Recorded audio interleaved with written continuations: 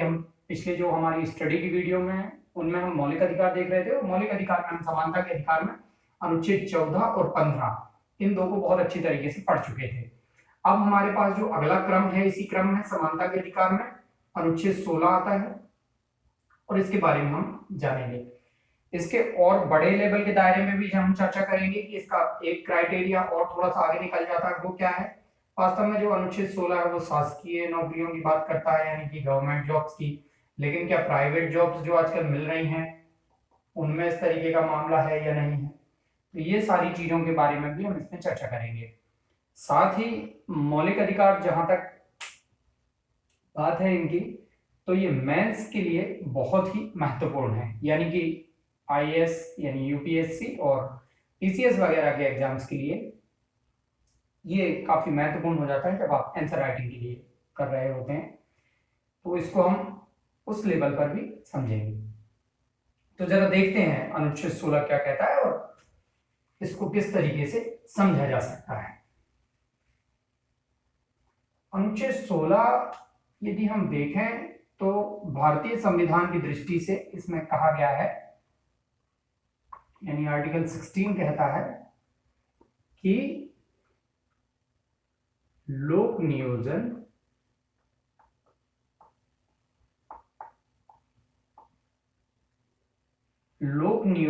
के विषय में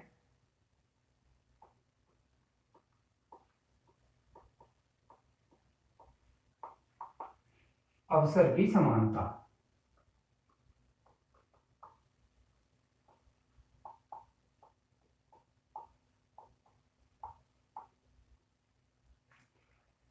ध्यान रहे, अवसर की समानता, यानी कि जो भी अवसर दिए जाएंगे वो सभी समान होंगे।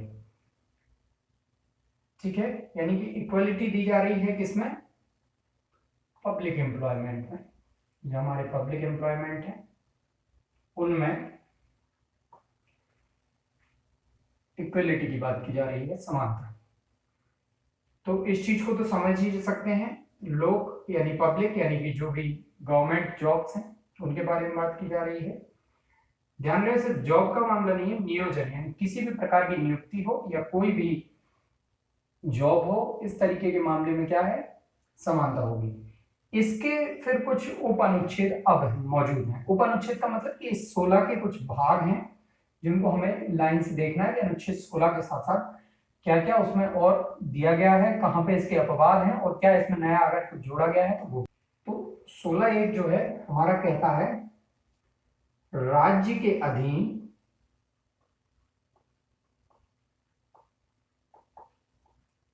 किसी पद पर नियुक्ति के संबंध में,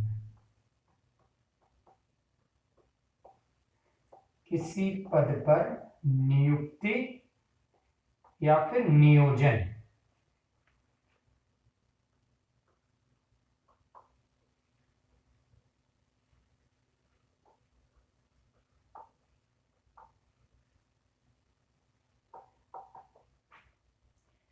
नियोजन के संबंध में अवसर की समानता होगी।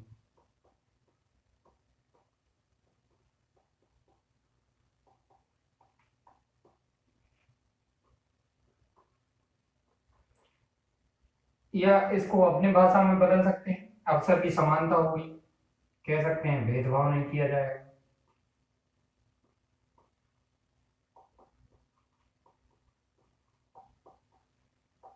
इसके आगे आप लिख सकते हैं समानता रखी जाएगी, या आप लिख सकते हैं कि विभेद का प्रतिषेध है, और आप इसकी जगह कर सकते हैं कि सभी लोगों को समान अवसर के मौके दिए जाएंगे।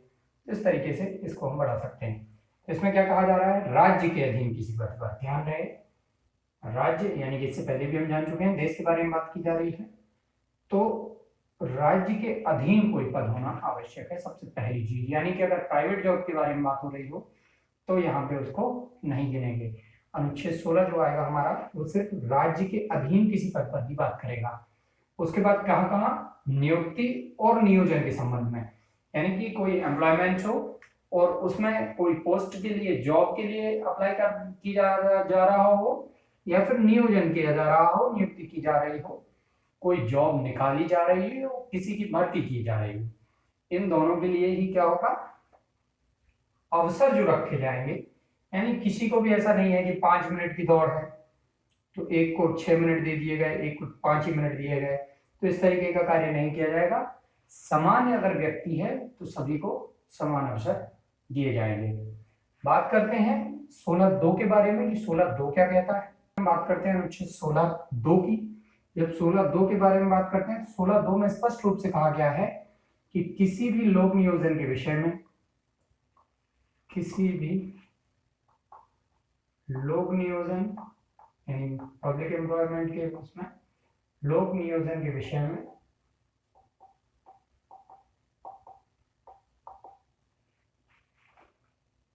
धर्म, जाति, लिंग, जन्म स्थान,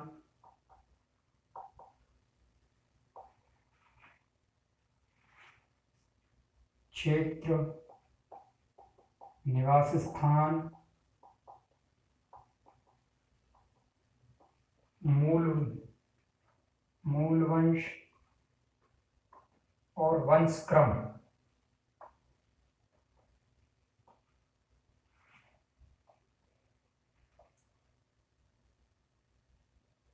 किसी एक आधार पर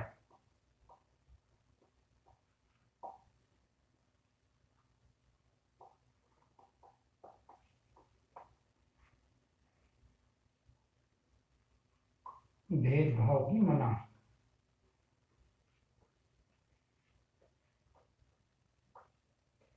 जन्म स्थान, क्षेत्र, निवास स्थान, मूल वंश, वंश क्रम और या इनमें से किसी एक आधार पर भेदभाव की मनाही है। इसका मतलब ये नहीं है कि कोई भी एक स्तर पर है और बाकी स्तर पर नहीं है, यानी कि इनमें से भी किसी भी एक के आधार पर ऐसा नहीं किया जा सकता। क्या नहीं किया जा सकता कि लोक नियोजन अगर करना हो तो लोक नियोजन में धर्म के आधार पर, जाति के आधार पर, लिंग के आधार पर, क्षेत्र के आधार पर, मूल वंश इत्यादि के आधार पर। और ध्यान रहे जो अनुच्छेद 15 में हमने पढ़ा था उसमें इसमें 2 चीजें और नई जुड़ी हैं, वंश क्रम है और जन्म स्थान है, निवास स्थान है, सॉरी। यानी कि एक जो हमारे 2 नए जुड़े हैं, निवास स्थान यानी जहां पे आप रह रहे हो, और खासकर वंश क्रम, ये 2 चीजें हमारी नई जुड़ी हैं। यानी कि इन आधारों पर भी लोक नियोजन के विषय में भेदभाव नहीं किया जाएगा। लेकिन ध्यान रहे क्या है, केवल इन आधारों पर नहीं किया जाएगा, बाकी कुछ आधारों पर किया जा सकता है। तो किन आधारों पर किया जा सकता है, वो है 16(3), यानी 16(2) का अपवाद किसमें है, 16(3) में। तो अब हम 16(3) देखेंगे। 16(3) क्या कहता है, संसद विधि बनाकर, यानी कोई लॉ बनाकर, ध्यान रहे विधि की बात की जा रही है, संशोधन, संविधान संशोधन वगैरह की बात नहीं है, विधि है, कानून बनाकर। संसद विधि बनाकर निवास स्थान के संबंध में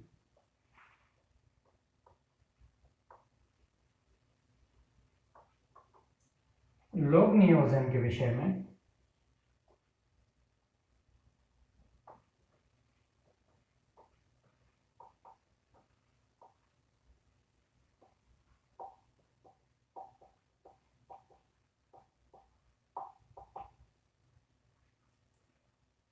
क्या कर सकती है,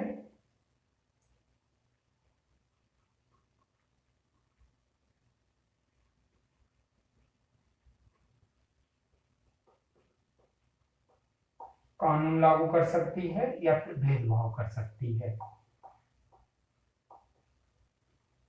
भेदभाव कर सकती है। यानी कहा गया है कि विधि बनाकर, कौन बनाएगा विधि, ध्यान रहे संसद, कोई जो लोकल प्रांत है या लोकल स्टेट है वो नहीं बनाएंगे। संसद विधि बनाकर, 16(3) के द्वारा संसद विधि बनाकर निवास स्थान के संबंध में लोक नियोजन के विषय में अवसर की समानता पर रोक लगा सकती है। जैसे इसका एग्जाम्पल समझे, मान लीजिए कि हिमाचल प्रदेश की बात हो रही है, पहाड़ी क्षेत्र है, या नॉर्थ ईस्ट का मामला है, हमारे उत्तर पूर्वी जो राज्य हैं, खासकर आसाम, मेघालय, मणिपुर, इनके लिए कोई विशेष कानून संसद बना सकती है और जिसमें ये लागू कर सकती है कि जैसे कि अभी आप आर्मी की ज्वाइनिंग देख लीजिए, तो आर्मी में क्या है कि नॉर्मल लोगों के लिए मान लीजिए कि 162 सेंटीमीटर हाइट चाहिए है, तो अन्य लोगों के लिए या जो हमारे नॉर्थ ईस्ट के लोग हैं वहाँ की थोड़ी सी हाइट कम होती है, जो हमारे पहाड़ी क्षेत्र राज्यों के लोग हैं उनकी भी हाइट थोड़ी सी कम होती है, तो उसको सरकार कह सकती है कि 150 सेंटीमीटर की हाइट ही हमें चाहिए है जो कि नॉर्थ ईस्ट से आते हों। तो ये क्या हो गया, अफसर की समानता में थोड़ा सा चेंज हो गया, तो संसद इस तरीके के नियम बना सकती है, कुछ स्पेशल प्रोविजंस भी दे सकती है। तो ये जो हमारा है वो 16(3) के द्वारा प्रोवाइड किया गया है। तो ये क्या है, हमारा 16(2) का अपवाद है। इसमें कहा गया है कि लोक नियोजन के संबंध में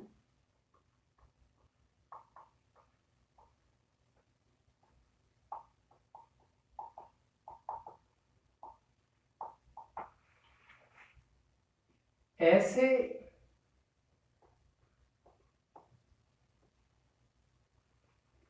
वर्ग के लिए जिसका प्रतिनिधित्व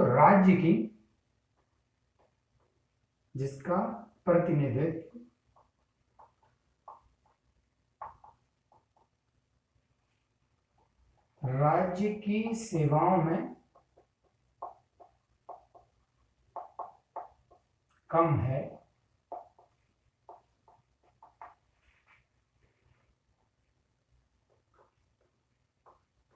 ऐसे पिछड़े वर्ग के लिए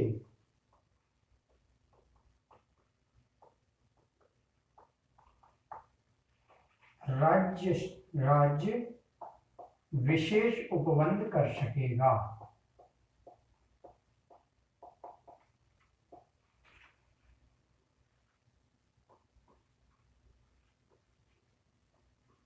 ध्यान रहे, इस चीज को ध्यान देना है। लोक नियोजन के संबंध में ऐसे वर्ग के लिए जिसका प्रतिनिधित्व राज्य की सेवाओं में कम है। तो पहला पॉइंट जो हमारा है वो है राज्य की सेवाओं में क्या है, प्रतिनिधित्व कम है। यानी कि मान लीजिए कि कोई 100 जगह है टोटल राज्य में और उन 100 में से एक वर्ग जो है उसकी सिर्फ 2 ही सीट इसमें है, वो वर्ग बहुत पिछड़ा है, SC ST मान लीजिए या अन्य पिछड़ा वर्ग का आयोग OBC मान लीजिए। तो इस तरीके के जो मामले हैं तो कोई पिछड़ा वर्ग होगा तो उसके लिए अलग से कोई राज्य, यानी कि राज्य की जब बात आ रही है प्रांत नहीं है यहाँ पे, राज्य का मतलब गवर्नमेंट ही है, स्टेट है, तो राज्य जो है विशेष उपबंध कर सकेगा। तो जब 16(2) की बात करते हैं तो किसके लिए है, पिछड़े वर्ग के लिए। सॉरी, 16(4) का दूसरा जो है, पहला तो है कि सेवाओं में जिसका प्रतिनिधित्व कम हो उसे विशेष उपबंध है, लेकिन किसका प्रतिनिधित्व कम हो, पिछड़े वर्ग का। दोस्तों भारत में जो सबसे ज्यादा तलवारें चली हैं वो इसी शब्द के पीछे कि पिछड़ा वर्ग माना कैसे जाए, किसको हम कहें कि ये पिछड़ा है, इसके लिए बहुत घमासान हुआ है। और फिर आगे चल के कुछ आयोग निर्धारित हुए। आखिर जब हम एक जगह कह रहे हैं कि जाति के आधार पर कोई भेदभाव नहीं किया जाएगा, जैसे कि 16(2) में हमने देखा, धर्म, मूल, वंश, जाति, लिंग के आधार पर नहीं किया जाएगा, लेकिन फिर भी किया जाता है। आखिर ऐसा क्यों है, पिछड़ा वर्ग है तो पिछड़ा किसको मैं कह दूं कि पिछड़ा है। पिछड़ा अपने आप में एक ऐसा विषय है कि कोई किसी से पिछड़ा है तो कितना पिछड़ा है और कैसे मैं मानूं कि वो जो आगे वाला है वो अगड़ा है। पिछड़ा जो व्यक्ति है वो, एक व्यक्ति ने 12th पास किया हुआ है, एक ने 10th पास किया हुआ है, तो क्या मैं 10th वाले को पिछड़ा मान लूं, या जिन्होंने 6th किया हुआ है तो उनको पिछड़ा मानूं, 10th वालों को और 12th वालों को ही आगे मानूं। तो ये सारे विषय थोड़े से पेचीदे हो जाते हैं। तो इस चीज को लेके कुछ कमेटियां बनी, कुछ आयोग बने, जिसके बारे में हम अगले उसमें चर्चा करेंगे और मैं बताऊंगा इन सब के बारे में कि आखिर कैसे इसका निर्धारण हुआ। लेकिन संसद ने इस बार जो एक AWS कैटेगरी नई निर्धारित की, उसके लिए भी इसमें अमेंडमेंट किया, और जहां पे पिछड़ा वर्ग है इसके साथ ही इसमें क्या लिख दिया गया, आर्थिक रूप से पिछड़ा। ठीक है, आर्थिक पिछड़ापन भी अब इसमें शामिल है। यानी कि 16(4) में अमेंडमेंट हुआ था और 15 में, जो मैं इससे पहले बता चुका हूँ, उस अनुच्छेद में अमेंडमेंट हुआ था इसके लिए। तो ये हमारे 16(4)(5) में कहा है। जब हम 16(5) की बात करते हैं तो इसमें कहा गया है कि इस अनुच्छेद की कोई बात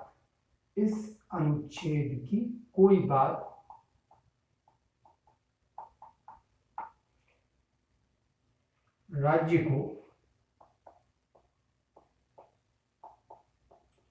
किसी विशेष धर्म या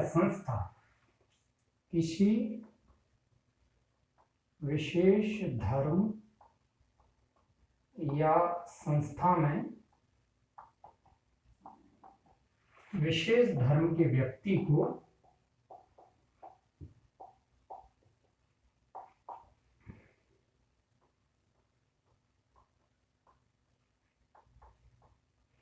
नियुक्ति करने से नहीं रोकेगी।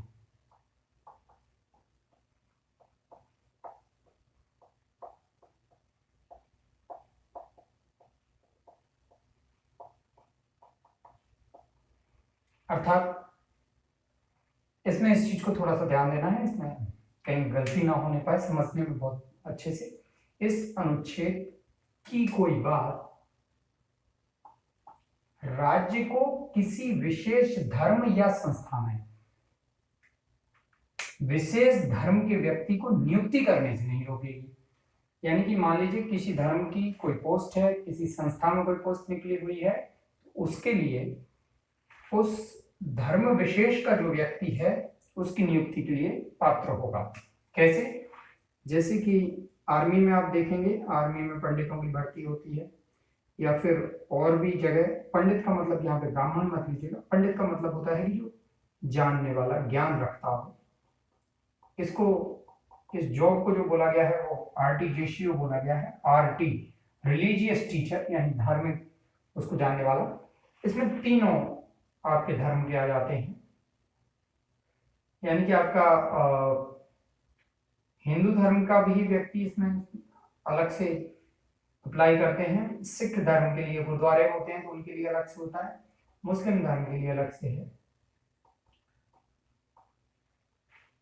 तो ये हिंदू धर्म के लिए जो होगा वो हिंदू ही व्यक्ति इसमें सिलेक्ट होगा, सिख धर्म में सिर्फ सिख ही होगा, और मुस्लिम धर्म में आपका मुस्लिम व्यक्ति ही सिलेक्ट होगा।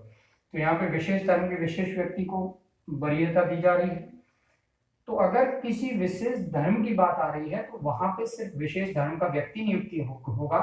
अगर किसी खासकर संस्था की भी बात आ रही हो तो भी ऐसा किया जाएगा, और इसके लिए अनुच्छेद 16 जो है वो राज्य को किसी भी तरीके से बाधित नहीं करेगा। तो इस तरीके से हमने इन चीजों को समझा।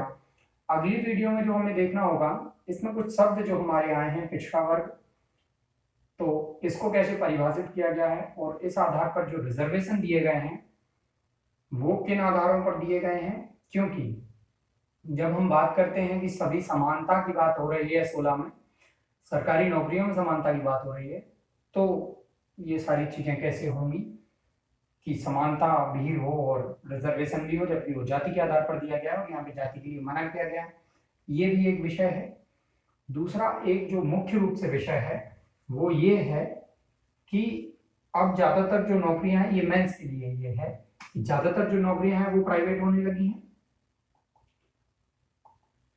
तो जब नौकरियां निजी क्षेत्रों में जाने लगी हों तो उस आधार पर क्या ये सारी चीजें लागू होंगी या नहीं होंगी, इस संबंध में भी हम अगली वीडियो में चर्चा करेंगे। Thank you.